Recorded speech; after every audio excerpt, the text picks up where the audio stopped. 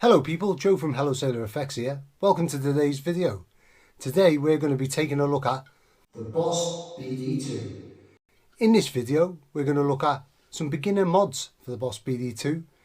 We're mainly going to look at my love affair with Brian Wampler and how when he was the indie guitarist he inspired me to create a pedal brand. We love you, Brian.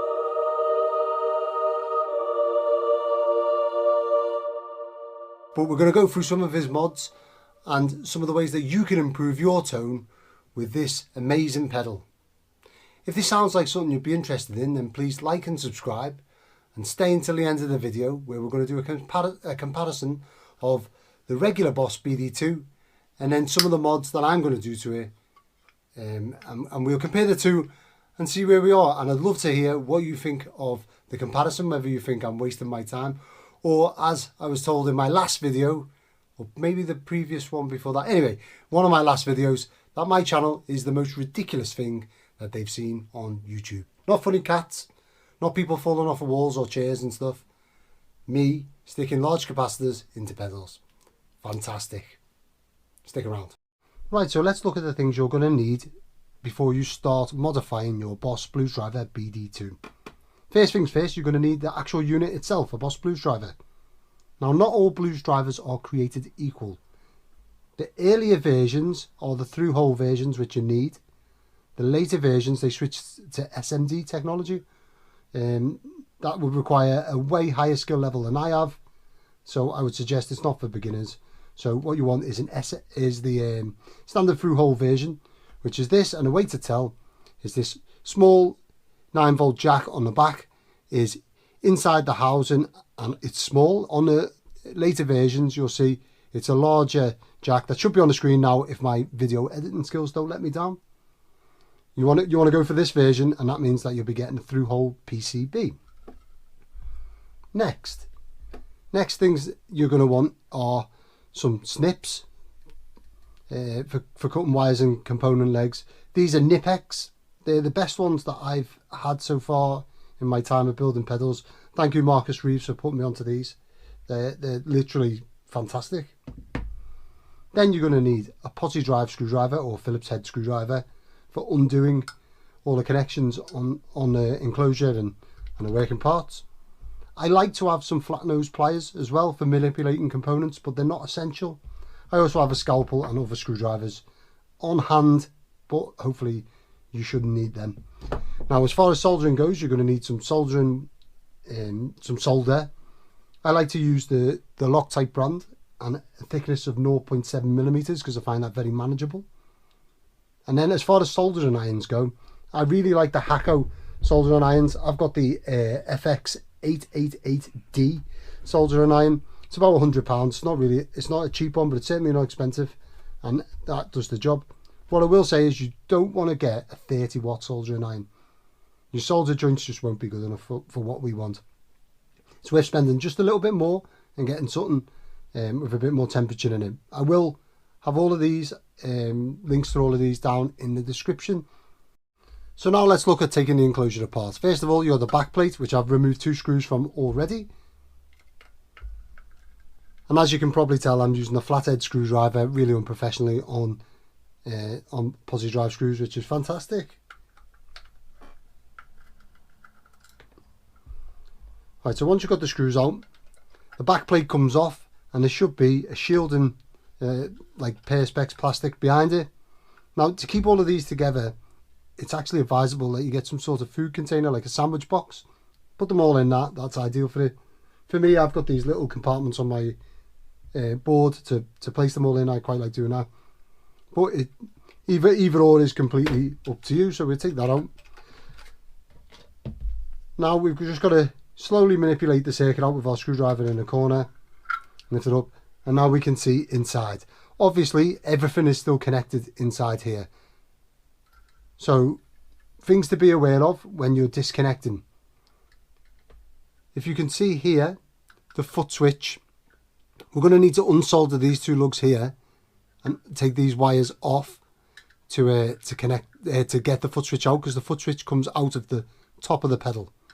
Okay, and another thing to be aware of, which I messed up on my very first one, Let's see if I can show you an inside there. Inside here, not sure if you can see it properly, but the LED, the board that is attached to, has one screw in it.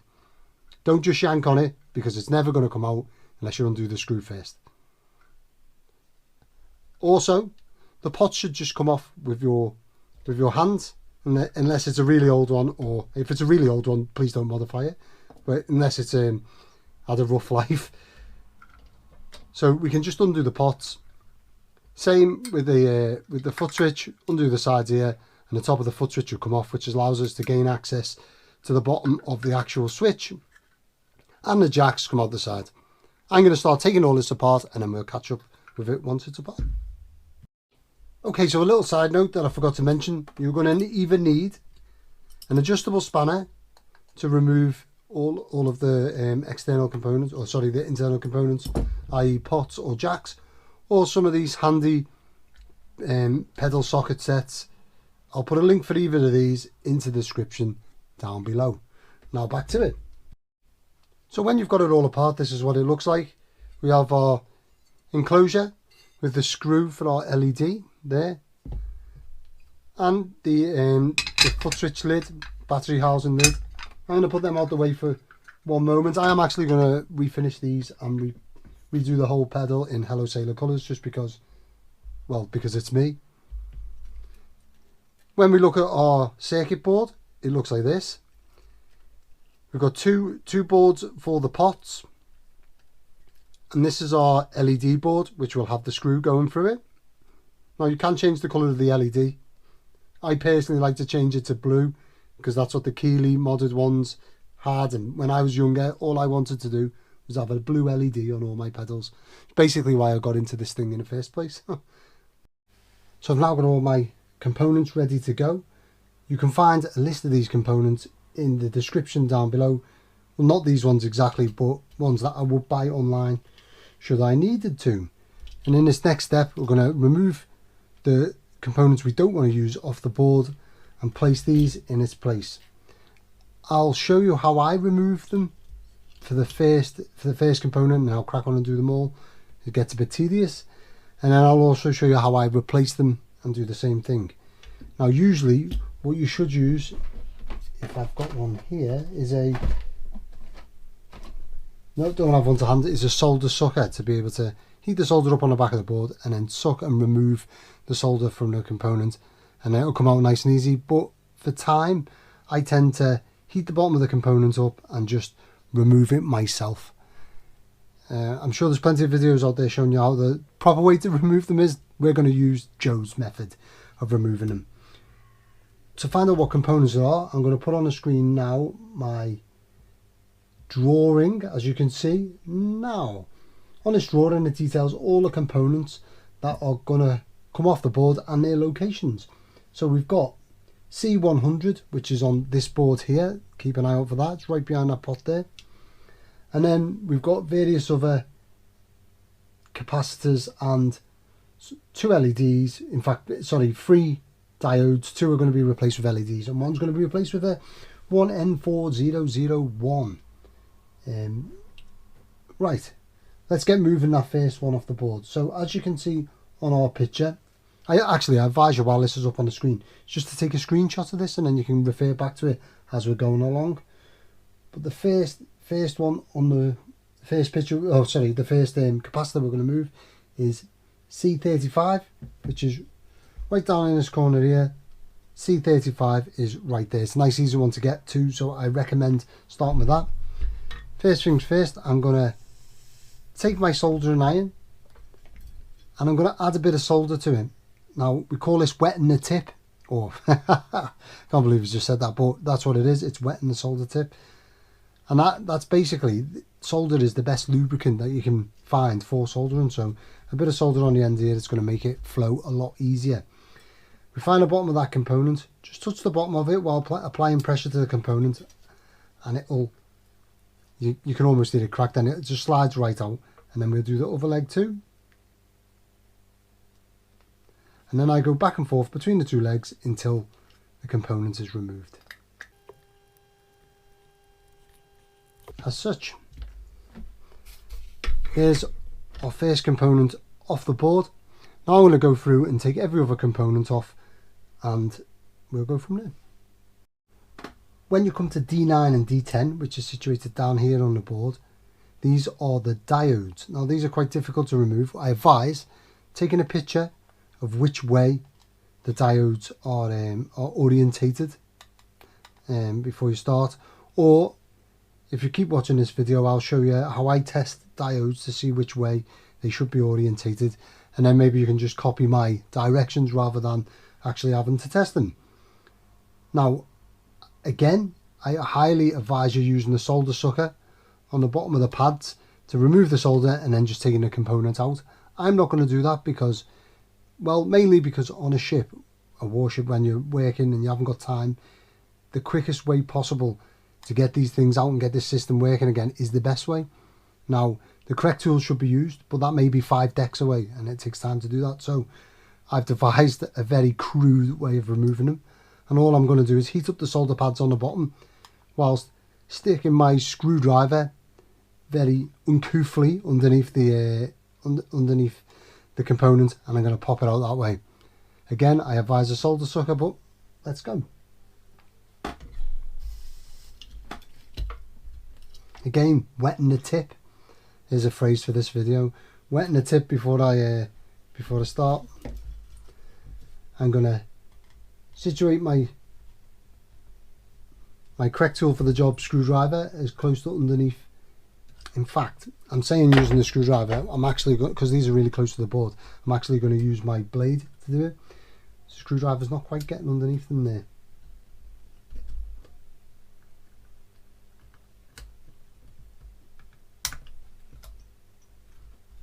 And as you can see there, I've just popped that out of its position, and the same again for the other side of it. In fact, for the other side of it now, we can probably grab hold of it with our snips. Try not to snip down on it and cut the component, obviously, because we want to try and save that, but we can remove it much the same way as we have any other component. There we go. Right, so that's all the components removed from the board. Full disclosure, I didn't have any 100 PF caps in stock, which is fantastic. Or maybe I haven't, it just tucked away somewhere, who knows. Either way, I can't find them, so I'm not going to be changing the 200 PF caps. Right, so to install the components in their new places, first of all I'm going to start with the diodes, because A, they're the fiddliest to solder in, because you've got to be real fast as you're soldering, because if you hold the heat on it for too long it will break. So we get them out the way first, and I want to show you how to orientate your LEDs. Now first things first, our old diode here was facing in this direction with the black tab, or in this case yellow tab, but the tab on the left hand side of the pedal as I'm looking at it. Now on my multimeter, if you haven't got a multimeter, don't worry, I'll get to the point in a minute and you can just copy what I'm about to do. But we can change it to this symbol here, which is diodes. Now we take our leads and place them onto the diode. Now the black lead on the left and the right and the red lead on the right gives us a forward voltage of 5.69 volts. Now if I was to take my LED and put my black lead on this side and my red lead on the opposite side, it's going to light up, but you're also going to get 1.8 volts, and that's the difference of it. But if I was to swap my leads over, you're not going to get any voltage. So I know that this LED now is orientated in the correct direction when I put it in. So what I want to do is I want to have the shorter lead to the left hand side as I'm looking at it now. So this way round, shorter lead going to where the black or yellow line around the diode on that side, that is the negative side. So that's where we're going to place the shorter lead. Now before I place the component in, what I'm going to do is I'm going to line it up to make sure I've got the right spacing and adjust it for it. But I'm also going to clip the legs really short, so I haven't got to push through lots of solder on the bottom when I heat it up. So now I can place the component into the holes. and then just apply a small amount of pressure with the bottom of my finger onto the legs. And now when I heat up the bottom of the board, this component should just drop straight in, like so. So first of all, just going to get them orientated in, and then I'll go around and tidy them up afterwards. In fact, while I'm here, I'll show you how I'm tidying it up. So here you can see we've got our component legs sticking out. I'm simply going to take some solder and just resolder them legs, reflow the solder onto them. Again, wet the tip before I solder. There we go. And the key with diodes is not to hold it on for too long. Now I'm going to go and repeat the process for all of our other components, and then we'll catch up.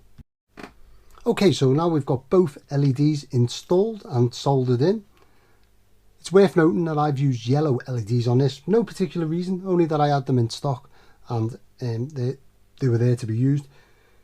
Each different type of LED, i.e. blue, white, whatever, will have a different forward voltage. So that means that more forward voltage is kind of like more clarity, more headroom. Now, it's worth trying out different ones, maybe 3mm LEDs, these are 5mm. You can go larger if you want, but you've got to squeeze them in there, don't forget. So I've went with yellow anyway. You can even mix and match, maybe one blue, one yellow. Next, I'm going to start adding the capacitors. The next on the list is the 47 NF capacitor C35, which is just down here below the two LEDs. I'm starting from the bottom, I'm going to work to the top. No reason other than that's just the way that my mind works. So what we're going to do is we're going to take our capacitor like so, and you can see that the pitch of these is wider than the two holes on the PCB.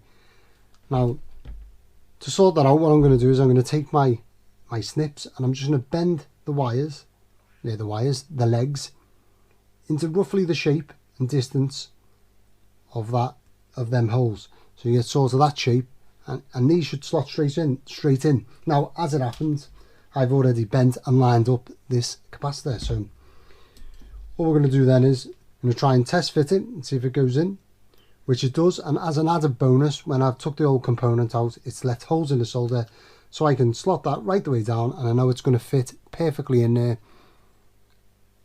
And we're going to have nice clearance there for when it's sat inside the enclosure.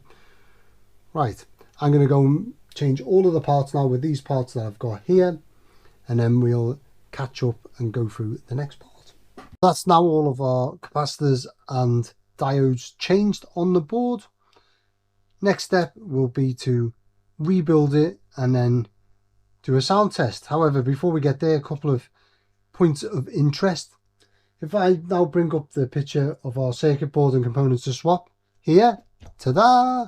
This is where my video editing skills fail me and it doesn't come up. You'll see that on the left hand side I've got silver mica caps C20, 21, 23, 25 and 26. Silver mica are much better for audio, which is why I recommend silver mica caps even over anything else, even though I haven't used them specifically today. Who are you kidding, Joe? Brian Wampler recommended. Silver mica caps, not you. Now, two of the caps, C25 and C20, as you can see, are both 100 PF. I didn't have them in today, so I haven't changed them. The ones I have changed are these. So we're basically changing out these ceramic caps. Now, we're changing them for the same value that's in there already. It's just these aren't particularly great for audio, so we're changing them for silver mica. That's why me not changing two of the caps isn't going to make a massive difference. It will make some difference, but not a massive difference. So you could essentially leave all of these caps that are on the left hand side of our drawing here. You could leave all of these caps in the circuit and not change them without actually, affecting the tone too much. He says it's all subjective. But the ones on the right hand side are all actually value changes, which is why we're going to change them all out as a matter of course. Also, this cap here, C100, on the back of our potentiometer board, this is what sets the tone control, i.e. the frequency range of the tone control, if you like. So realistically, this could go from anywhere from 470 NF down to the 18 NF that was in it before we started. You could add a 3-way switch, which I've shown on my video, my tube screamer modification video. I've shown how to wire up one of them switches. So if you look in the description, you'll be able to see how that's done. But you could put 18 NF, 100 NF and 470 NF on a switch and have all 3 settings available to you. If you want, as it stands, I've just gone with 100 NF because that's what Brian Wampler uses in his book, How to Modify Guitar Effects Pedals, which you're now seeing on the screen now. No, maybe not. I bought this book absolutely years ago when I first started out. I think it was like 2008, 2009. And then over the years I'd lost the book, so my wife rebought me this copy, and I highly recommend it to anyone. I'll link it down below. I think you can get it on Amazon. It is a fantastic book, and it basically taught me how guitar effects pedals work, because Brian Wampler is a legend. Right, so next step anyway, I'm gonna get all of this back into the enclosure, wire up our switch, and then we can go for the sound test and see what it sounds like compared to the original. Okay, so now we're ready to put our pedal back together. As you can see, I've refinished my enclosure in Pelham Blue and aged it in classic Hello Sailor style. I've also gone for a pin-up and some other fancy bits because it's me, and that's the way I prefer to do my pedals. Anyway, here we have our circuit, and we're going to now place it back inside the housing. One thing to remember while you're doing this is that our foot switch, as we've seen before, was top loaded, so it's going to go through the top. Before we do that, we need to bring this battery jack through the gap, otherwise we're not going to be able to get it through once that's in place. So I'm going to go ahead and do that now.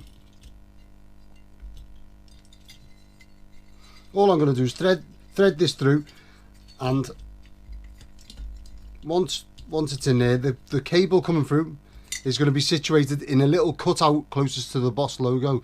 They've made like a little snippet out of the enclosure, so then you can get the wires through there, and then your foot switch goes with the 2 terminals pointing towards the Boss logo too, and that should just push straight down and clip in, and then that's going nowhere. And then we're going to turn it over. First thing I like to do is our LED board, because we know that has a screw on it and it's a little bit fiddly to do. I did actually change this for the pink LED. If you want to do that, you're more than welcome to change yours. I suggest blue if you want to look like Robert Keeley or whatnot. The Keeley Modded Blues Driver or Analog Man Modded Blues Driver all had the old blue LED. So what we do is we situate our LED through the hole, and that kind of lines up the screw hole, and we can just take a screwdriver, magnetic preferably, and I'm not sure if mine is magnetic. No, it's not, so that's going to be fun. A magnetic screwdriver, and then just place our screw in. As I don't have one, I'm going to struggle through and try and get it in. Oh, look at that, first time. I can honestly say that's never happened before, but great it's happening on video, eh? Right, so once that's screwed in firmly, which it now is, then we can start reattaching our components, and they kind of all fall into place. What you've got to remember is that the thick cable, the shielded cable, is the input and goes on the left as the pedal is upside down. The amount of times I've messed that right and left up is unbelievable. And then our pots actually just slot in pretty much as the only way that they'll go, because they're on circuit boards. So next I like to put the pots through.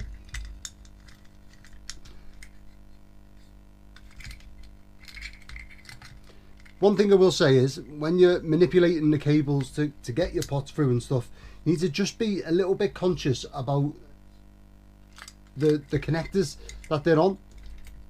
Because the Boss like to use these strip connectors, which I'm not really a big fan of. If you pull that out, it's going to be a nightmare to solder it back in, especially if you're a beginner. So just be wary of that. Right, once they're all through, I would normally go ahead and put the washers and the nuts back on. And then the same with our jacks, I'll put all of them in. But for the sake of the video, I'm going to go away and do that now, and then we'll get back to it. Once you get to this bit, with your pots attached and your jacks attached, the next stage will be to resolder our switch. Now if you remember, we desoldered it earlier on. These two cables here are the two that we desoldered. So we've got the purple, which goes on the left if you're looking at it from the bottom up, and the black, which goes on the right. Now as you can see, I probably hid it from the video, I can't remember, but I was real lazy and I didn't desolder them, I just snipped them off. There's more than enough cable here if you just want to snip it off. When I resolder these, I will put a bit of tape over them to hold them in place, because Boss actually glues them down to the back of this board, but as I've just snipped them off, that won't be possible. So I'm going to go ahead and resolder these on, and then we'll move on. Now that that's resoldered, we're going to go ahead and refit the board inside the enclosure. To do this, what I like to do is to start off by placing the 9-volt jack through the hole in the enclosure first, and then lowering the board down so it's in place. I did have a bit of trouble the first time I tried to reinsert one of these boards by trying to go this way around, squeezing the 9-volt jack in. It wasn't apparent to me that the best way would be to put that in first and then slowly place the board down as such. Then we're going to fit our shield back in there, and then our back plate.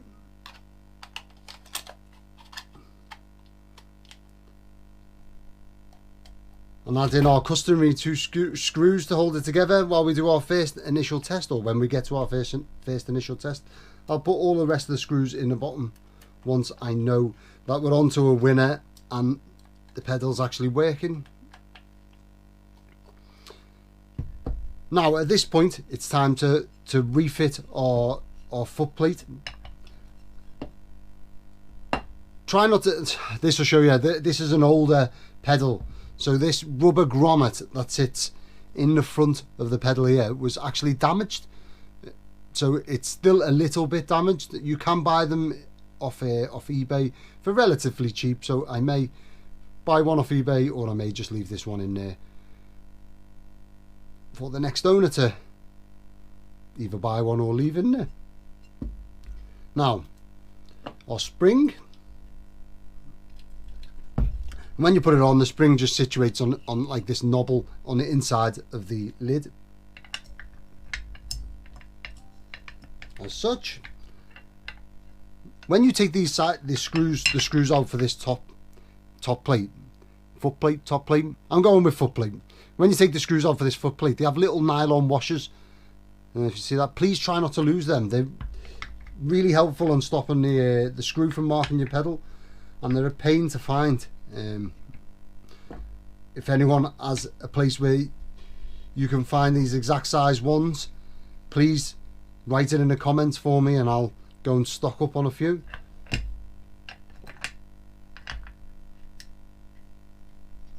Another thing to note is when you're painting, if you decide to refinish your enclosure, when you're painting it, be wary about spraying too much lacquer down the ends of these screws, because it's actually the foot plate that's threaded, so you'll have a nightmare getting the screws through if you spray too much lacquer down there. I like to just fill them up with a bit of tissue paper first, and then that way I know that when I come to take the tissue paper out, the thread's going to be free, unless of course you have a tap that you can run down it. Fair play if you have. I haven't. Right, yeah, no. Brilliant, my springs come on. So then we squeeze this together and add in our retaining screw, grub screw, whatever you want to call it. And that should be the last thing, apart from obviously the most important thing, which is what knobs are we going to go with on this pedal. Now for the most important decision of the whole modification, of course it is. What knobs shall we choose? Now I'm going to go through my list of knobs here, and if you have first of all, if you made it this far in the video, you deserve a medal. Well done. And secondly, I'm going to place some knobs on here, and if there's a set that you think would look best, please write in the comments, and then when this pedal goes up for sale, the knobs with the most comments will have them on, and you can wait further on in the video for the demo and you'll see which knobs were my favourite, and they'll be on there for the demo. So first of all, we have these, which are kind of like mixing desk knobs. I think they look rather fetching. They're blue, it will fit in with the theme. And then another mixing desk type knob, grey. I also think this will fit in with the style of the pedal. I think it can just about squeeze a set of these heavy nail brass Telecaster knobs on there. Maybe they're going to be a real squeeze, but I kind of like how that looks with the logo. Tried and true classic small format. Not sure. Now I really like this style knob. It's simple. It's small, so we can get it on the pedal nicely. However, the issue is there's no line, so you can't really see where you're set. Clearly that's not going to work for my demo. Then we have a set of red MXR style knobs. They look pretty cool. And of course we have the originals. Normally I would never put the originals back on, but they look kind of good, I gotta say, on there. Let me know in the comments which your favourite set is.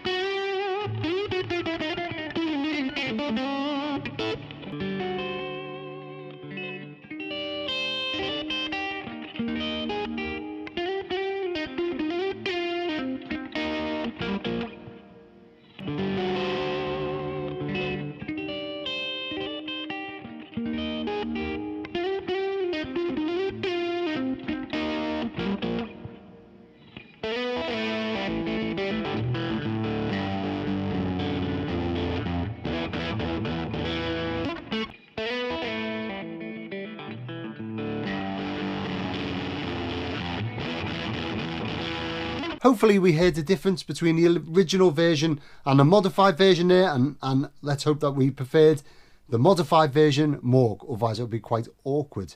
I haven't actually listened to the audio back yet, but from what I was hearing while recording, this had a little bit more clarity to it, but we shall see.